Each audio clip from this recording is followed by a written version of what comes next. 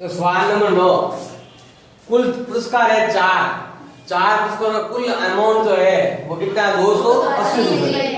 अब प्रथम पुरस्कार को जितना मिलता है दूसरे को कितना मिलेगा? 20 रुपए कम, तीसरे को और 20 रुपए कम, चौथे को और 20 रुपए कम। ये ऐसा मिल रहा है। बताओ प्रत्येक पुरस्कार राशि क्या है? तो सिंपल तरीके से भी कर सकते हैं और आप सूत्र द्वारा करना है, सूत्र द्वारा कर दो। आपको दे रखी कुल राशि और आपके पास ये दे रखा है अंतर कितना है? 20 रुपए उससे कम है। माना कि पहला पुरस्कार, माना प्रथम पुरस्कार हमने क्या मान लिया? माना कि x, तो बताओ दूसरा पुरस्कार क्या होगा? उससे 20 रुपए कम हो जाएगा। मतलब जितना आप 20 रुपए कम कर दो। मान लो कि 100 है, 100 में 20 घटा कितना जाएगा? आपके 80 आ जाएगा। तो ये क्या हो जाएगा? अब बताओ डी याद करो। सूत्र क्या याद करने का? दूसरा पद माइनस पहला। सीधा उत्तर है 20 रुपए कम है। कम मतलब माइनस में। उत्तर क्या आएगा? 20 में आएगा आपके माइनस में। कहते हैं कि 20 में ज्यादा है तो उत्तर क्या आएगा? आपके प्लस में आएगा। तो दूसरा पद तो है आपके x माइनस 20 और पहला पद है आपके x। ये तो है माइनस का x और ये प्लस का x। तो d का मान क्या है? माइनस का 20। हर पुरस्कार दूसरे पुरस्कार से 20 रुपए कम है तो d का मान आ गया आपके माइनस का 20। अब d है हमारे पास, प्रथम पद है हमारे पास, और d वाला सूत्र लगाएंगे sn के लिए। फॉर्मूला क्या है? n बटा 2 कोष्टक 2a प्लस कोष्टक n माइनस 1 कोष्टक d। sn मतलब सभी पदों का या सभी पुरस्कारों का योग, वो दे रखा है आपके 280। n मतलब पुरस्कारों की संख्या। कितने पुरस्कार है? 4 पुरस्कार है। 2 इंटू a का मान, a का मान हो गया आपके x। फिर आगे क्या हो जाएगा आपके? प्लस n कितना है आपके? 4 माइनस a और d का मान कितना है? माइनस का 20। अब दोस्तों ये तो ये हो गया आपके। अब इसमें अगर भाग देंगे 2 में, कितना बार जाएगा? 2 बार। यहाँ हो जाएगा आपके 2x। अब माइनस इन दोनों गुणा करेंगे, क्या आएगा? n का मान कितना? 4 है। n का मान, n का मान 4 दिया हुआ है। 4 में से ये गया 3 इंटू माइनस का 20। ये हो जाएगा 280 बराबर 2। अच्छा 2 को इधर भी भेज सकते हो, गुणा किसमें हो जाएगा? इधर आते भाग में हो जाएगा। और यहाँ आपके हो जाएगा कितना? 2x माइनस कितना हो जाएगा आपके? 60। गुणा करेंगे दोनों को तो ये हो जाएगा 60। ये इसमें भाग जाता है आपके 140 बार। इसको इधर भेज दो तो 2x का 2x, इसको इधर भेजेंगे तो दोनों क्या हो जाएंगे? प्लस हो जाएंगे। माइनस है तो पास में क्या हो जाएगा? प्लस हो जाएगा। इन दोनों को या तो फिर एक ये अलग रह गया तो इसको हम इधर भेजेंगे इसके पास तो दोनों जुड़ जाएंगे। ये हो जाएगा 2x बराबर 200। x का मान हो जाएगा 200 बटा 2। ये हो जाएगा आपके 100। फर्स्ट इनाम कितना?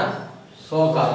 अगला इनाम 20 रुपए कम 80 रुपए, फिर 60, फिर 40, कुल कितना हो गया? 280। एक तरीका और भी है, सिंपल तरीका है वो तो। पहले में इनाम कितना मिला? x।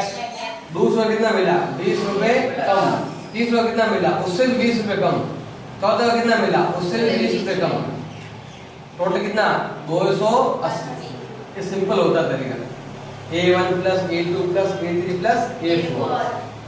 तो ये भी इससे नंबर आप कम मिलते हैं आपको। मल्टीप्लाई करेंगे तो ये मिलेंगे, नहीं तो सीधा सिंपल क्या होता? 1 2 3 4 है। बहुत यही है।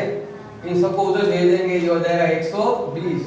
तो 4x बराबर 400, x बराबर 400 बटा 4 कितना आया? 100। नहीं बस से करेंगे ये वाला, ऐसे में सूत्र लगाते थे। नहीं तो फिर ये वाला a1 a2 a3 a4 20 रुपए कम करते जाओ। एक टीवी निर्माता है और टीवी का निर्माण कर रहा है। तीसरे वर्ष में इसने टीवी कितनी बनाई है? 600। और 7वें वर्ष में बनाया है 700।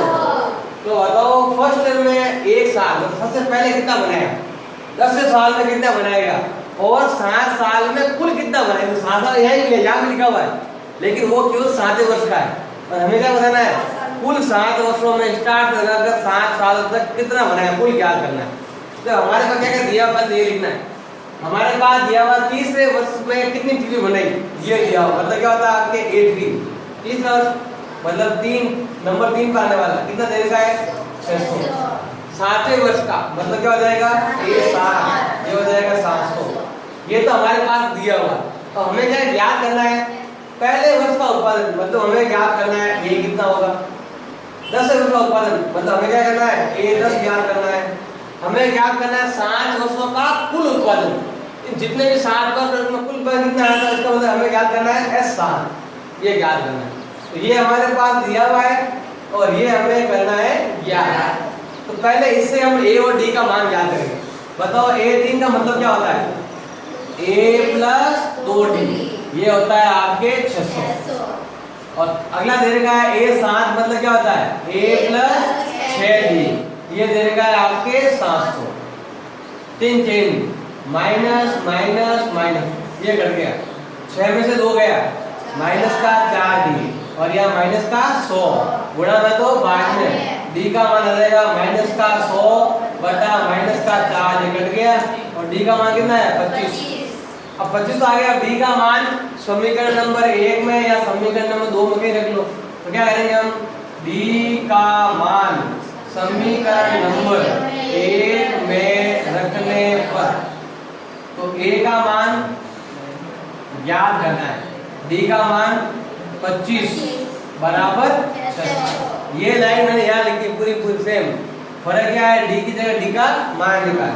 A का A 25 को कितना होता है आपके 50 बराबर 600, तो उधर भेज दो। A का मान क्या आएगा 600 माइनस 50, ये हो जाएगा आपके 550। A का मान भी आ गया। अब हमें याद करना है A10। A10 का मतलब क्या होता है A + 9।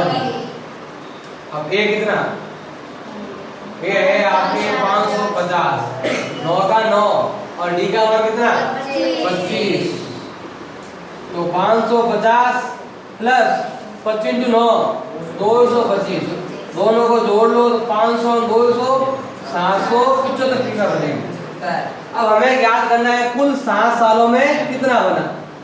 आप D का यूज करके कर सकते हो।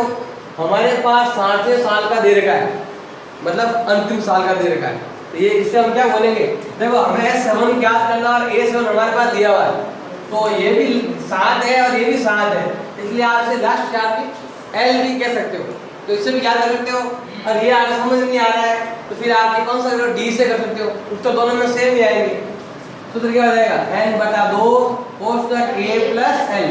अगर आपको मालूम चलता है कि ये वाला पद है, क्योंकि यहाँ भी 7 है और यहाँ भी 7 है, इसलिए ये क्या हो गया आपके लास्ट पद हो गया। n कितना 7 साल, A कितना पहले साल में कितना ये रहा 550 और लास्ट ईयर में कितना 7वें साल में कितना 700।